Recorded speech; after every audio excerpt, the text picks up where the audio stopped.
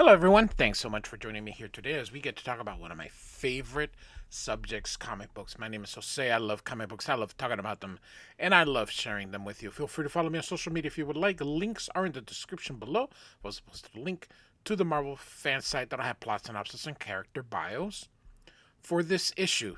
These issues, sorry, I'm doing two. The Return of the Sinister Six, Part 1 on The Amazing Spider Man 334.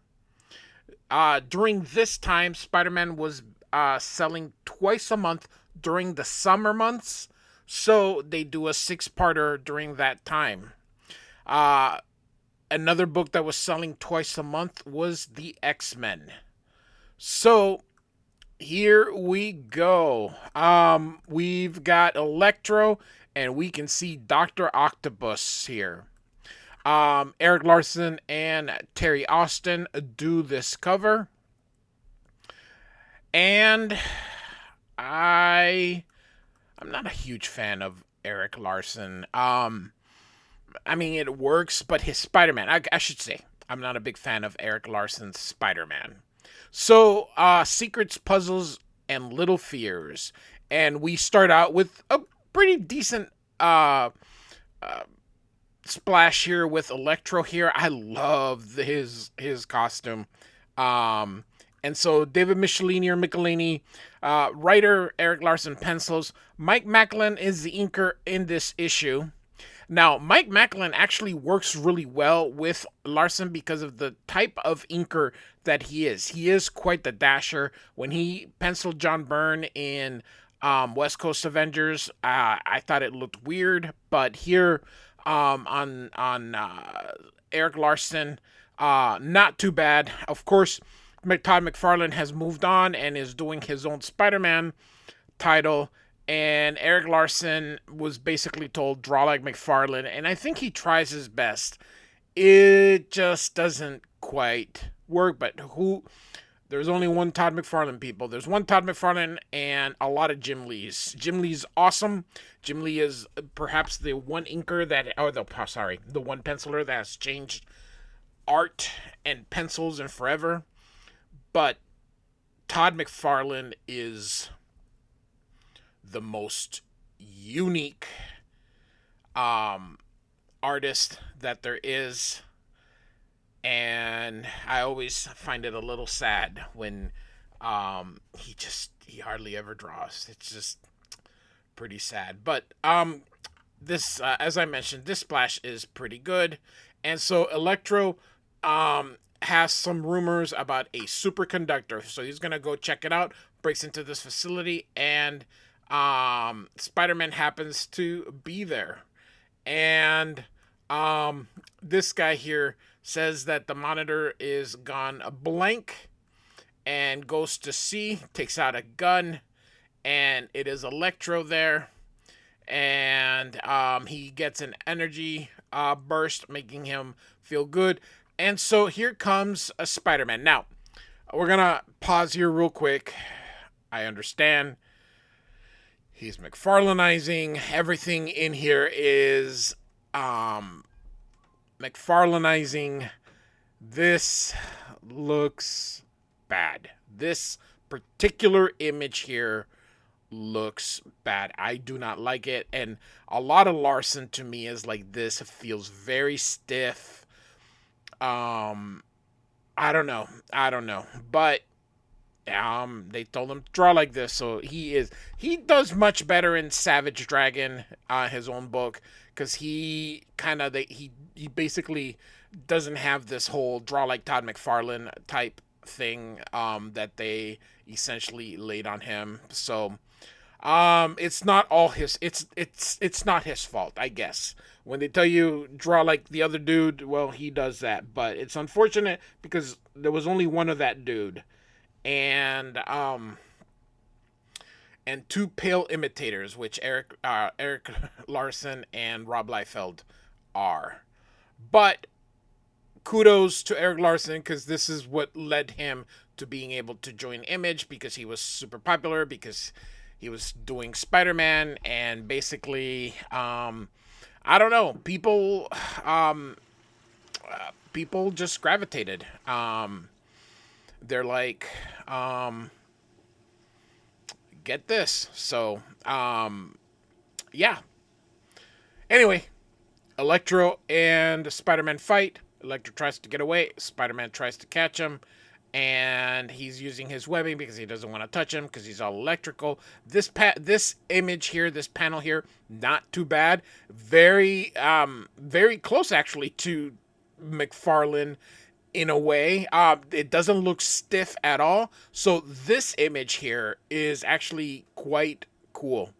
Now, notice the arms here, and he realizes Doctor Octopus is here. And he goes, Spider-Man, your presence is annoying. This is Doctor Octopus redesign, basically a suit, a white suit with his arms, and he grabs Spider-Man there, and he's gonna make Electra a deal. He says, hey, I lied about that superconductor, but I wanted you here. I need your talents. And he's like, why'd lure me here? And he says, merely to offer you a deal.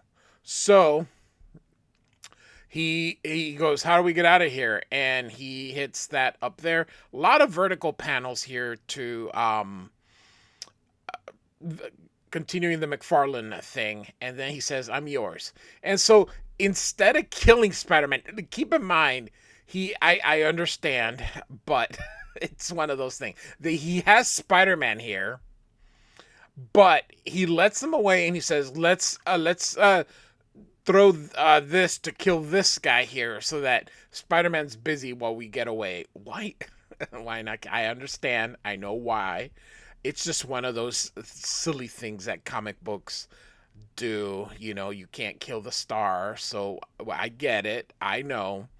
And so, but it's just one of those things that now in hindsight looks pretty silly, but no, I get it. And so, Spider-Man wonders what he stumbled in and why does Doctor Octopus need Electro? So, and he says here, I'm afraid I'm going to end up in the middle of it. This pose here is actually not too bad either. So, now we are back in college, Empire State University, which is not a real school here. And he is with Dr. Swan here. I have a playlist. I'm covering various eras of Spider-Man. I've got the Roger Stern, the first half of his era. I've got Stan Lee's early run. I have the entire Todd McFarlane Amazing Spider-Man era. And I've almost got the entire Todd McFarlane Spider-Man era. And now I'm working on the Erik Larsen era. So different portions of Spider-Man. So this is also one of Dr. Swan's assistants or I don't know, whatever. But she also is a PhD or a PhD candidate. And they talking about this machine that Tony Stark is lending them. And then they're like, he's here. And so everybody's running. And it turns out Iron Man is bringing that device here. And everyone's like, oh, that is so cool. And Larsen actually draws a really cool Iron Man. And actually, I think this probably would have worked on another, but I don't know. It's just the way he draws Spider-Man is not for me. So he puts the machine down, says, I have to get back. I can't put it together. Good luck. And Spider-Man is like, oh, look at him. Everyone's lapping it up. And he's like, two can play that game. So he turns into Spider-Man. He's like, hey, guys, I can help you with that big machine. Everybody's like, yeah, whatever. And leaves. And Peter's like, oh, I've been here so much. They're treating me like a mascot. And so we are... Mary Jane is an actress. She's filming a soap opera. And she's having a scene here. The director says, cut. She says the wrong line. He's pissed. He's like, amateurs. And he goes, I deserve better. I've been with this company for years. And the lady says, "Sorry about that." He drinks and his wife's leaving him, and Mary Jane understands and says, "Well, I can at least act like it doesn't bother me." This guy offers him a drink, and he's like, "No, this has caused me enough grief." He says, "I'll apologize after the scene." Send some flowers to her, and he's got a headache. This thing falls on him. Keep in mind that there is a subplot going on, um, and we'll see what the who's been doing this here. So he's still alive. They call an ambulance, and this guy says that even though it was reinforced, so it wouldn't fall, that somebody cut the line. So Mary Jane comes home. She's like, "Man, there was an accident at work." It's just, she feels bad for everything. And Peters feels mopey because, his ego's all bruised. So they're going to have dinner at Aunt May's. At the same time, Nathan Lubensky's going to leave. Now, I've always argued that Aunt May shouldn't be a grandmother age. Aunt May,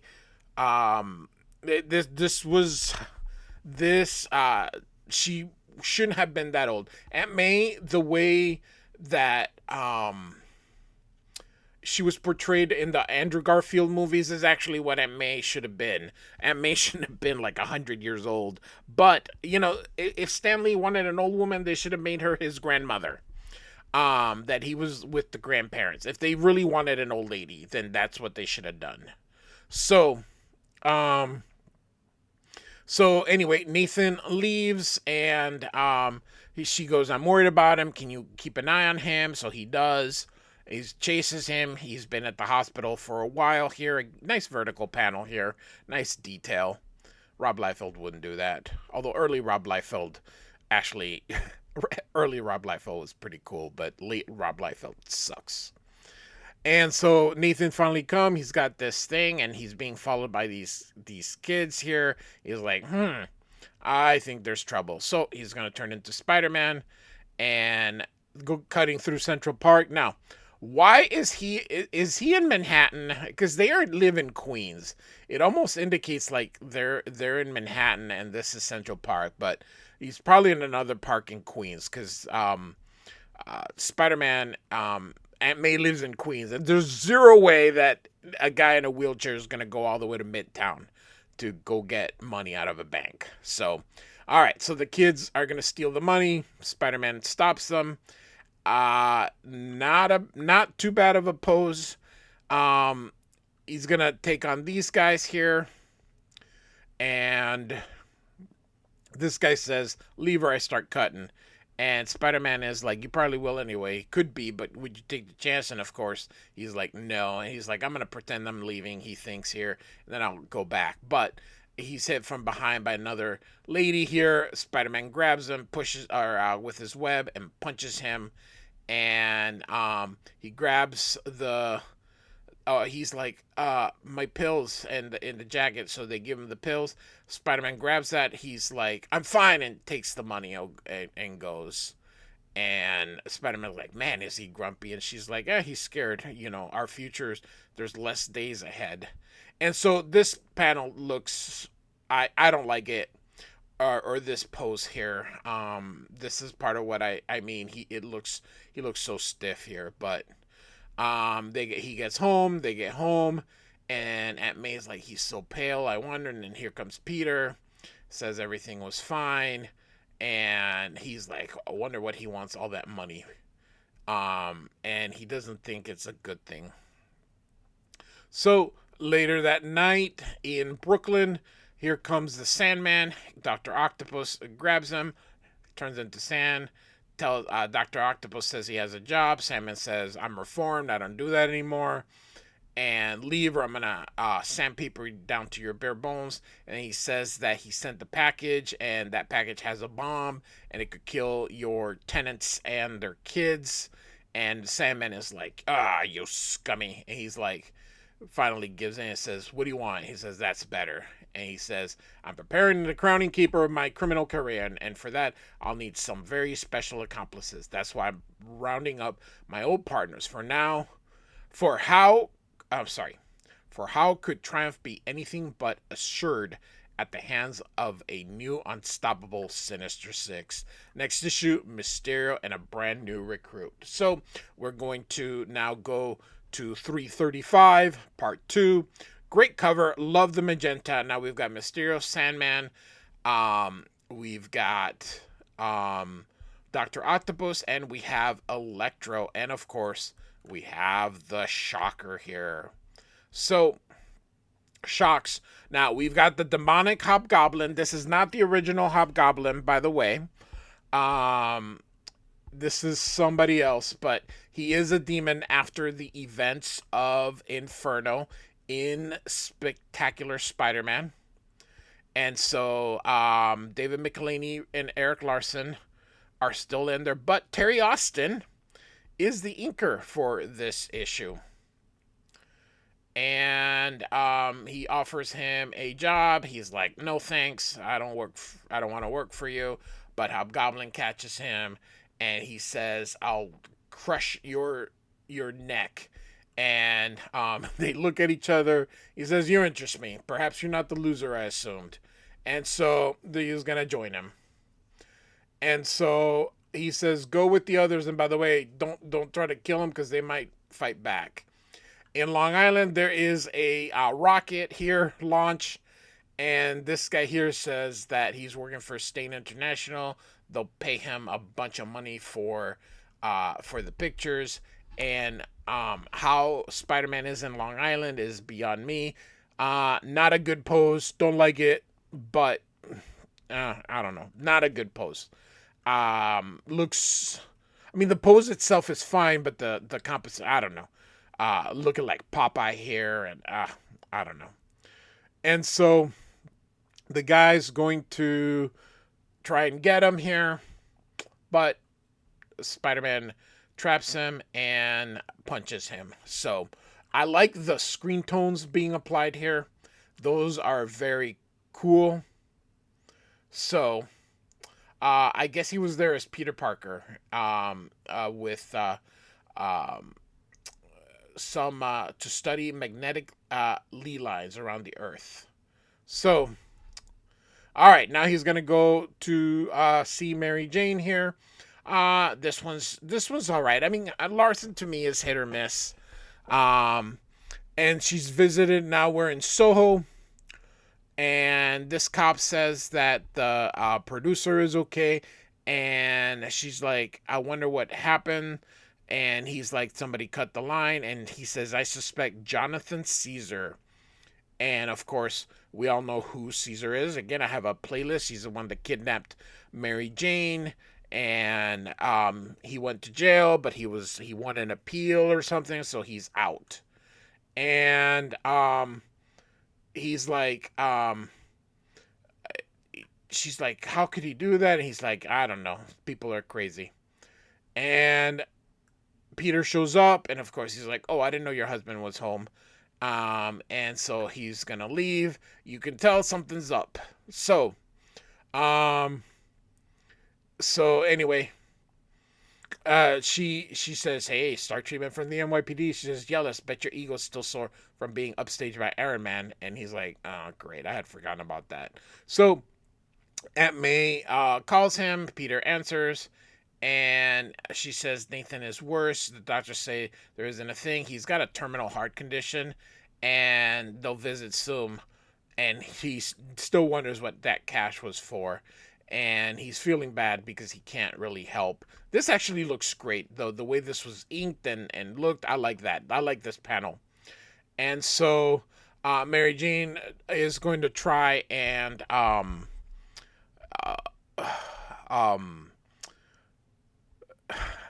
what is the word I'm looking for? Anyway, improve his moron says, "Hey, I'll go with you to take pictures," and so he goes. And he's like, and Aunt May's like, "I know Peter wants to help." And then Nathan wakes up, and he finally says, "I'm scared."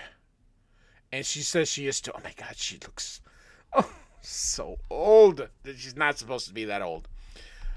All right, but she says, "Please don't cry. You'll get by fine. I'll see to that." So it seems that that money he took out is for her.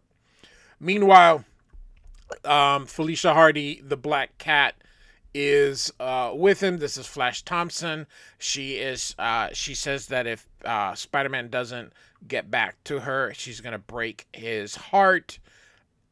She knows, of course, that Peter is Spider-Man, and Mary Jane knows that she's trying to do that. Anyway, Peter says, "Look, I've got stuff coming up."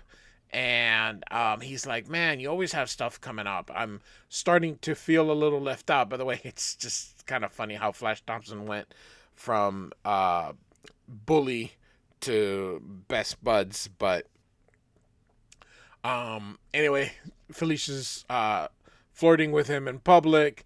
And so, anyway, they all go their separate ways. They talk about the stuff going on with Felicia and Flash. So, all right, they go to Madison Square Garden here. Again, nice vertical panel. I think it's very creative the way some people can convert things into vertical panels here.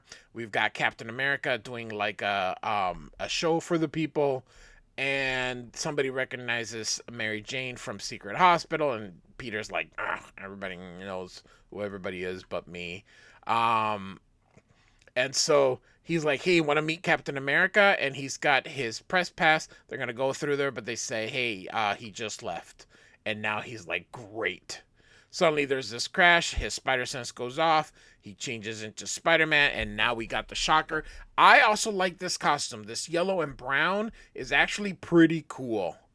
And so the Shocker is actually a pretty cool villain.